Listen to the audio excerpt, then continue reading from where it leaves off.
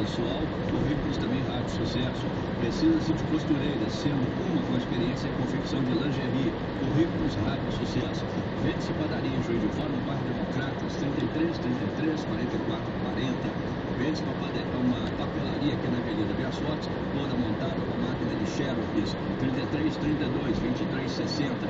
Compra-se Gol 2000 a 2004, 8845 2840.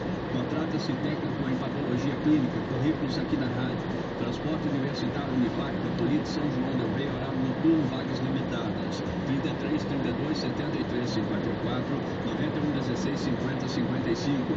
Abertas as matrículas para o curso livre de qualificação de cabeleireiro para homens e mulheres com o profissional Nelson Júnior. Vagas limitadas 3362 2979. Aluga-se apartamento Cabo Frio para o mês de fevereiro e o carnaval.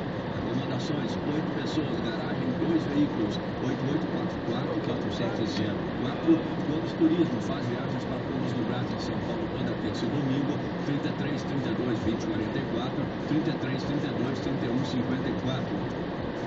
Excursão para Cabo Frio no Carnaval, hospedagem no Hotel Porto Príncipe, em frente à Praia do Forte, e também para São Lourenço, na segunda quinzena de janeiro, 33 33 62 20. Faça-se lanchonete toda montada, ótima localização, excelente preço, contatos. Não, vou entrar aqui.